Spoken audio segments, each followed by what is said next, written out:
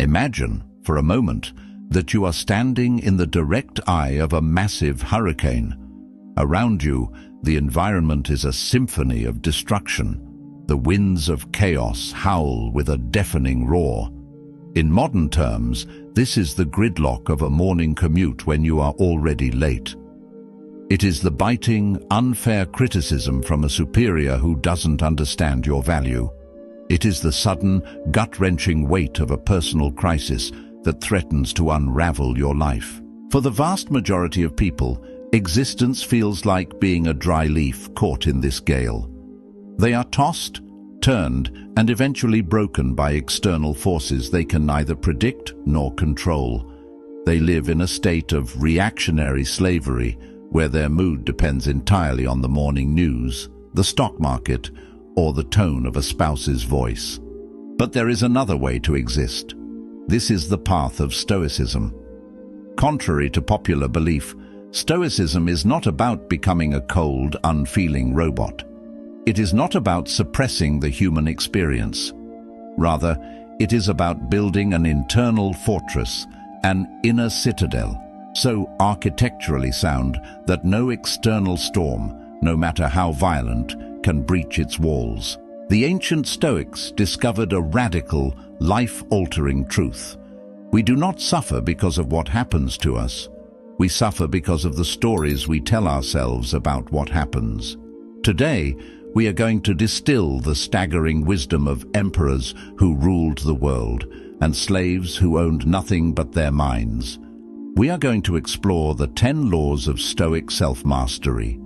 This is your blueprint for becoming unshakable. This is how you reclaim your life. Law 1. 2,000 years ago, a man named Epictetus lived as a slave in the Roman Empire. He was physically disabled, frequently beaten, and possessed zero legal rights. Yet he was arguably freer than the emperor himself. Why? Because he understood the sovereign divide. Epictetus taught that the universe is strictly divided into 2 categories. Category 1, the internal realm. These are the things you own completely: your thoughts, your intentions, your values, and your voluntary actions. This is your circle of sovereignty. Category 2, the external realm. These are things that are not up to us: the weather, the global economy, the past, the inevitable reality of death, and, most crucially, the opinions and behaviors of other people. The source of all misery. We live in a state of constant anxiety because we try to grab the steering wheel of a car we aren't driving. We spend our emotional currency trying to fix how people think of us or worrying about the future. The Stoic realizes this is a form of madness. It is like getting angry at the sun for setting. The metaphor of the archer. Imagine a Stoic archer. He chooses the best bow. He feathers his arrows with precision. He trains his muscles for years. He draws the string, breathes, and aims with 100% focus. This, the preparation and the release, is within his control. But the moment the arrow leaves the string, it no longer belongs to him. A sudden gust of wind may blow it off course. The target may move. The Stoic archer finds his joy in the aim, not the hit. If he aimed perfectly but missed due to the wind, he is at peace because he succeeded in the only thing that was his to do. The practical application. The next time you feel a spike of stress, ask yourself, is this a me problem or a world problem? If it is external, you must repeat the Stoic mantra, "This is nothing to me." Focus your energy only where it can actually produce a result. By narrowing your focus to your own character, you become invincible. Law 2. Marcus Aurelius, the most powerful man on earth during his time, did not spend his days in luxury. He spent them in muddy tents on the front lines of war, dealing with plagues, betrayals, and the loss of his children. He did not merely tolerate these hardships. He practiced amor fati, the love of fate. Resistance to reality is the primary source of human agony. When we say, "This shouldn't be happening," we are fighting against the entire history of the universe that led to this moment. We are like a ship trying to sail against a current that is 1,000 times stronger than our engines. We exhaust ourselves trying to go backward into a reality that no longer exists. Acceptance is a superpower. Acceptance is not resignation. It is not giving up. It is a strategic, cold-blooded embrace of the present. To practice amor fati is to treat every setback as the exact fuel your fire needs. The fire metaphor. Marcus Aurelius wrote that a small candle is blown out by a gust of wind, but a great blaze consumes everything thrown into it. It uses the very obstacles intended to extinguish it to grow taller and brighter. If life gives you a storm, don't hide. Use the wind to sail faster. If life gives you a period of isolation, don't mourn the loneliness. Use the silence to hear the wisdom of your own soul. You must learn to dance with the music of the cosmos, whether the notes are a serene melody or a tempestuous war drum. Everything that happens is an opportunity to practice a virtue. Law 3. The great Stoic advisor Seneca once sent a letter to a friend, noting a profound human tragedy. We suffer more in imagination than in reality. Humans are the only creatures that punish themselves 3 times for the same event. Once in the past through the torture of regret, once in the future through the paralysis of anxiety, and only briefly in the present. We are haunted by ghosts and shadowed by phantoms. Mindfulness is the Stoic anchor. It is the art of inhabiting the now. In the Stoic tradition, this is called prosos, the discipline of attention. By immersing yourself fully in the current heartbeat, you deprive anxiety of the oxygen it needs to survive. Anxiety requires a future to live in. Regret requires a past to feed on. Neither can survive in the present moment. The exercise of the senses. When you feel your mind starting to churn over what-ifs, you must pull yourself back to the bedrock of reality. What does the air feel like against your skin right now? What is the specific duty in front of you in this exact minute? The present is the only place where you truly have power. The past is indifferent because it is unchangeable. The future is uncertain because it hasn't arrived. Do not abandon your only place of power for 2 places that do not exist. Law 4. In our modern world, we are taught to seek comfort as the ultimate goal. We want the easiest path, the softest chair, the fastest result. But the Stoics knew that comfort is a slow-acting poison for the soul. To Epictetus, a challenge was never a tragedy. It was a wrestling partner sent by the universe to test your grip. Adversity is not a foe to be feared. It is the chisel that sculpts the marble of your character into a masterpiece. Without the pressure of the chisel, you remain a rough, unshaped block of stone. Stop praying for an easy life. Stoics do not pray for the storm to stop. They pray for the strength to endure it. They do not wish for a life without difficulty, because they know that a life without difficulty is a life without growth. The unyielding oak. Consider the oak tree. It does not become strong by being sheltered in a greenhouse. It becomes strong by being battered by the wind on a high cliffside. The wind does not break the tree. It forces the roots to grow deeper into the earth. Every hardship you face is a crucible designed to temper your inner steel. If you want to be unbreakable, you must be willing to be forged in the heat. Law 5. There is a legendary principle in psychology that echoes the Stoic masters. Between a stimulus and a response, there is a space. In that tiny, microscopic gap lies your entire freedom, your growth, and your sovereignty. The average person has a gap that is almost non-existent. Something happens, stimulus, and they react immediately, response. They are like a puppet. When the world pulls a string, they dance. Someone cuts them off in traffic, they rage. A boss critiques their work, they feel crushed. The masterful pause. Stoicism is the art of widening that gap. It is the ultimate self-mastery. It asks you to pause before you allow an emotion to take the wheel. When a bad impression hits your mind, you must challenge it.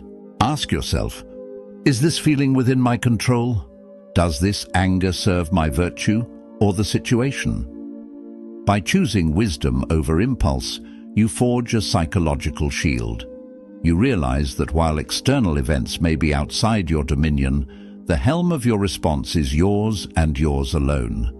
You can be in a room full of people yelling, and you can remain as still as a mountain. This is true power. Law 6. Seneca was one of the wealthiest men in the Roman Empire, yet he spent much of his time practicing poverty. He understood a truth that most billionaires never learn. True riches lie not in the abundance of possessions, but in the limitation of appetite. We live in a hunger economy designed to make us feel perpetually inadequate. We are told that we need the next gadget, the higher status, or the louder applause to be happy. But excessive desire is a turbulent sea that leaves us in a state of perpetual thirst. The more you want, the more you give your power away to the people and things that can grant those desires. The freedom of no. When you crave external validation, you become a slave to everyone you meet. You have to monitor your words, your dress, and your behavior to suit their whims. By simplifying your needs and finding contentment in what is necessary, you become impossible to manipulate. You cannot be bribed if you don't want more money. You cannot be threatened if you don't fear losing status. The man who wants for nothing is infinitely wealthier than the king who is terrified of losing his crown. Practice wanting what you already have, and you will never be poor. Law 7. Stoicism is not a map, it is a compass. That compass has 4 cardinal points, the 4 virtues. These are your moral lodestars. If you align your life with these pillars, you create a tranquility that is immune to luck, fame, or misfortune. Wisdom, phronesis.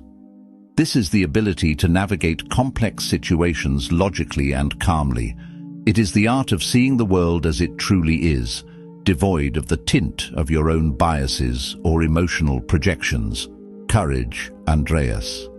This is not just bravery in physical battle. It is the daily, grinding courage to do what is right when it is difficult. It is the courage to be honest with yourself and the courage to face your own flaws. Justice, dikaiosine. This is your social duty. It is the commitment to treating every soul you encounter with fairness, kindness, and moral rightness. A Stoic knows that a harm to the hive is a harm to the bee. Temperance, sophrosyne. This is the discipline of self-restraint. It is the mastery of the middle path, knowing when enough is enough. It is the ability to resist the siren call of excess. When the path ahead is dark and you don't know what to do, don't ask, "What is the easiest path?" Ask, "What is the virtuous path?" The moment you choose virtue, you find peace, because you have succeeded in your only true duty. Law 8. The Emperor's Midnight Meditation. Close your eyes and picture the most powerful man on the planet. In the year 170 AD, Marcus Aurelius is sitting in a cold, windswept tent on the edge of the Danube River. Outside, thousands of soldiers are sleeping, waiting for a bloody battle at dawn. He is the Emperor of Rome. His word is law across millions of square miles. He has the power to execute anyone, to move borders, to command gold beyond reckoning. Yet, in the silence of the night, Marcus does not look at his maps or his crown. He looks up. He engages in a mental exercise that modern psychologists now call the view from above. He imagines his consciousness leaving his body, rising above the campfire, rising above the Roman legions, and soaring higher until the entire continent of Europe is but a small patch of green and brown. He continues until the earth itself is a pale speck in a silent velvet void. The dissolution of the ego. From this height, the grand wars that define human history, wars that cost millions of lives, look like nothing more than two colonies of ants fighting over a single grain of sand. The great kings and conquerors who demanded worship looked like fleeting shadows, flickering for a microsecond before being extinguished by the vastness of time. This is the brutal lesson of Law 8. You are not the center of the universe. Your problems, your embarrassments, your catastrophic failures, and even your greatest triumphs are microscopic. When you look down from the stars, the person who insulted you today is invisible. The promotion you didn't get is non-existent. The bad week you are having is a noise so quiet that the universe cannot even hear it. The tapestry of constant change. We suffer because we possess a temporal delusion. We cling to moments, both the beautiful and the tragic, as if they were made of stone, permanent and unchanging. But Stoicism teaches us that the universe is not a museum of statues. It is a tapestry of fire and flow. Everything is in a state of becoming something else. The atoms that currently form your body once belonged to a star, then perhaps to a mountain, then to a blade of grass, and soon they will belong to the earth again. Today's crisis is not a wall, it is a wave. And like every wave in the history of the ocean, it will eventually break and dissolve back into the sea. In 100 years, every person you know will be gone. Every debt you owe will be forgotten. Every scandal you fear will be buried under layers of dust. The courage of the tiny. Many people find this thought terrifying, the idea that they don't matter. But to the Stoic, this is the ultimate liberation. If you are tiny, you are free. If your life is a brief flash in eternity, why waste a single second of it being angry? Why spend your limited heartbeats worrying about the opinions of people who will also be dust in a few decades? By accepting the view from above, you find a paradoxical strength. You find the courage to weather any storm because you know the storm is temporary. You find the humility to survive any success because you know the glory is a vapor. Savoring the sunset. This law does not make life meaningless, it makes it precious. When you realize the night is coming, the sunset becomes infinitely more beautiful. You learn to savor the sweetness of the present moment, the taste of your coffee, the sound of a loved one's voice, the feeling of the sun on your skin, without the grief of trying to hold on to it. You let it go when the night falls, because you understand the rhythm of the cosmos. There is a profound, radiant calm that comes from realizing you are a tiny, integral part of a vast, ancient, and beautiful process. You are a cell in the body of the universe. The universe knows what it is doing. There is no need to panic. Breathe, zoom out. Look at the stars and realize you are exactly where you are supposed to be. Practical exercise, the 60-second zoom out. Tonight, before you go to sleep, stand by a window or step outside. Look up. Find a single point of light. Remind yourself that the light you are seeing left that star thousands of years ago. It has traveled across the void to reach your eyes. In that context, ask yourself, is my current stress worth the energy I'm giving it? The answer, from the perspective of the stars, is always no. Law 10. The path to Stoic calm is not a destination. It is a journey with no end. It is paved with the stones of continuous growth. Epictetus warned his students that the moment they believed they had arrived at wisdom, they had lost it. We are not static statues. We are vessels of potential. The world is a classroom, and every person you meet, no matter how difficult, is a professor teaching you a lesson in patience, logic, or resilience. Commit to the voyage. Commit yourself to a life of learning. Never stop auditing your own mind. Treat every setback as a lecture on how to be better next time. The more you learn about the nature of the world and the nature of your own impulses, the better you become at navigating the storms of existence. There is no finish line for character.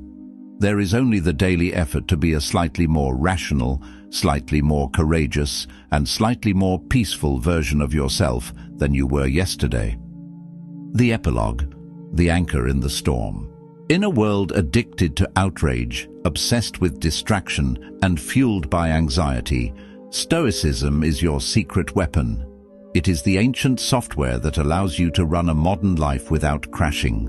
By embracing these 10 laws, you transform. You are no longer a victim of circumstance. You are the master of your soul. Your calm is no longer a fragile thing dependent on the weather, the traffic, or the economy. It is a forged and hardened thing, cultivated from within. When the hurricane of life begins to howl, and it will, you will not be the leaf. You will be the mountain. You will be the fortress. You will be the iron mind. Choose your response. Own your life. Be the calm in the center of the storm. How to live these laws? A final note. Do not try to master all 10 at once. That is the path of frustration.